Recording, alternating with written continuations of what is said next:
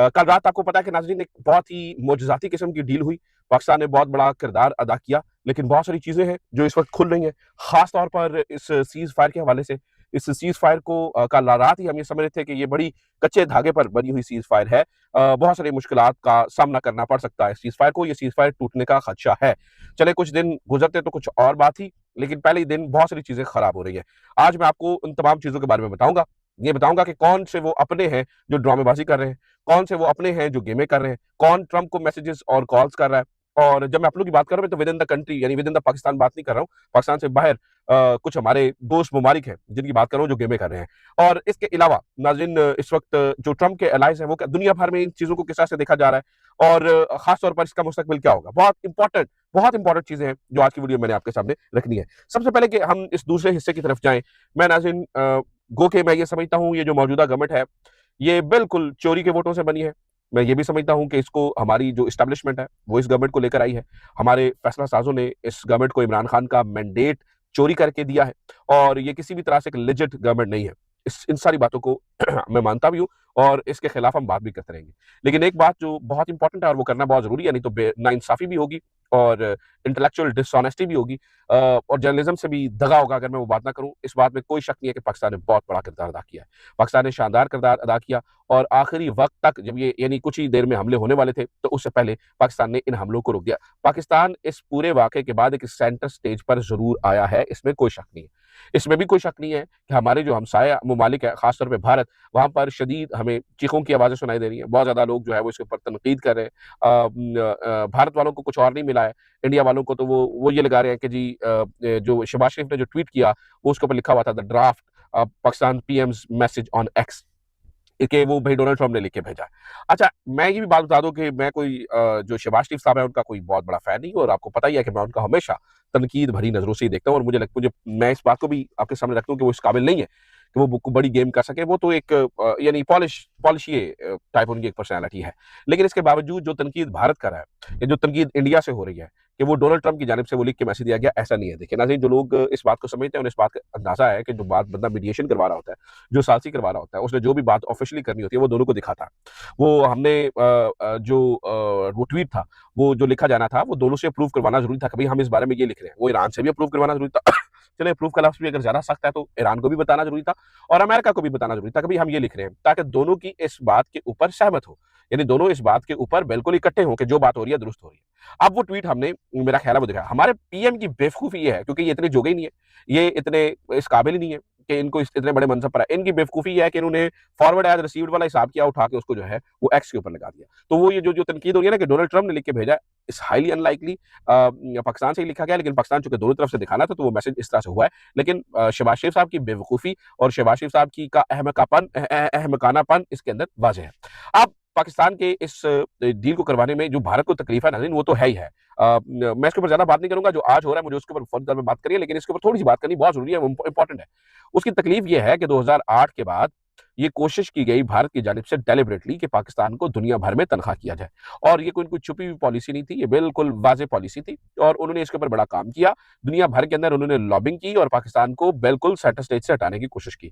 पाकिस्तान दुनिया भर में सेंटर स्टेज पर दोबारा से आना शुरू हुआ इमरान खान के दौर में। इमरान खान के दौर में पाकिस्तान ने बड़े-बड़े यानी कि आपको ये ज़हन में होना चाहिए कि यूक्रेन और रशिया वाले मामले के ऊपर भी पाकिस्तान ने मीडिएशन की बात की थी। आपको ये भी ज़हन में होना चाहिए कि सऊदीया और ईरान की लड़ाई के अंदर भी इमरान खान जब ईरान गए थे तो मीडिएशन की बात हुई थी और सऊदीज़ और ईरानियन दोनों से उनके ताल्लुकात अच्छे थे। अब ये बात कि भई पाकिस्तान ने ये किरदार अदा क्यों कर दिया, ये अब आप जलते रहे, भुनते रहे भारत में बैठ के। इसकी वजह है कि देखिए पाकिस्तान का बॉर्डर लगता था ईरान के साथ, पाकिस्तान की एक बहुत अच्छी डिफेंस पैक्ट था सऊदीज़ के साथ और रिसेंटली किसी भी तरीके से कहें मौजूदा रिजीम के साथ डोनाल्ड ट्रंप के ताल्लुकात अच्छे हैं। उसकी कोई भी वजह हो सकती है, हम उसको क्रिटिसाइज़ भी करते रहेंगे, लेकिन ये वो सारी अपॉर्च्युनिटीज़ थी जिन्होंने मिलकर पाकिस्तान को इस काबिल बनाया कि पाकिस्तान इस डील को ब्रोक करे।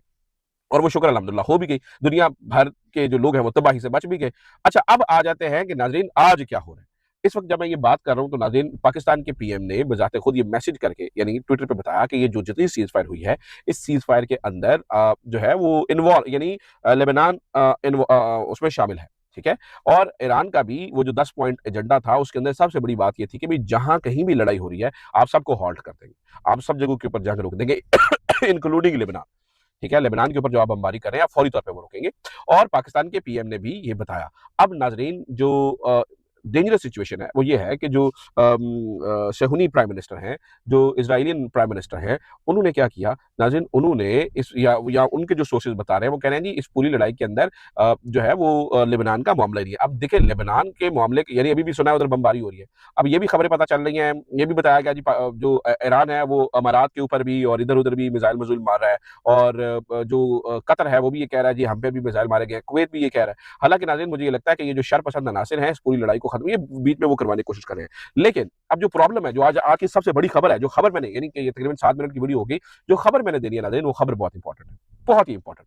खबर ये है कि कल रात जब ये सारी डील होने वाली थी और उसका बैकग्राउंड मैंने आपको बताया कि पाकिस्तान इस सारे मामले को के ऊपर डील जो है वो ब्रेक कर रहा था और ये डील बिल्कुल ब्रेक होने वाली थी एंड उस मौके के ऊपर अब ये एक्सियोस ने बजाते खुद इस खबर को छाप भी दिया है और कोट एंड कोट उन्होंने लिख भी दिया है।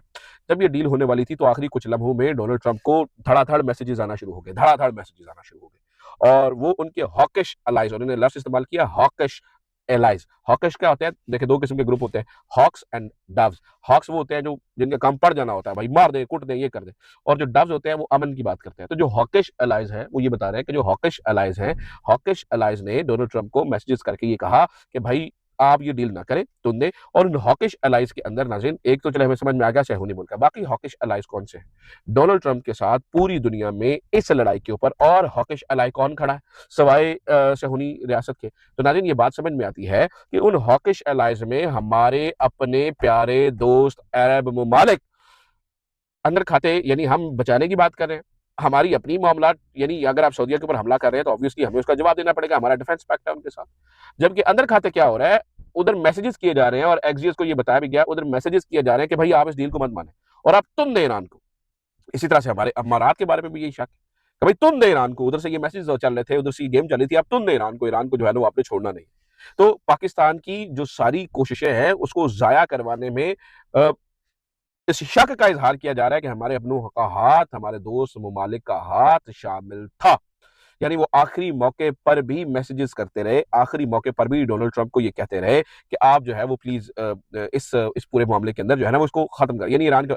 अच्छा, इसका नुकसान उल्टा नाज़रीन पता क्या होना था? अगर ईरान के ऊपर कल रात ब्रिजेस तोड़े जाते, यानी उनके ऊपर हमले होते, पावर प्लांट्स के ऊपर हमले होते, यानी सारी सिविलियन इंफ्रास्ट्रक्चर जो है वो उसके ऊपर हमले होते। तो जवाब में ईरान ने क्या करना था? ईरान ने इन्हीं अरब ममालिक के ऊपर हमले करने थे और अरब ममालिक के ऊपर हमले होते और अगर सऊदीया पे हमला हो तो पाकिस्तान को उसमें शामिल होना पड़ना था। अब ये ख्वाहिश थी हमारे बहुत से दोस्तों की कि पाकिस्तान इस मामले के अंदर, लड़ाई के अंदर शामिल हो जाए किसी तरीके से।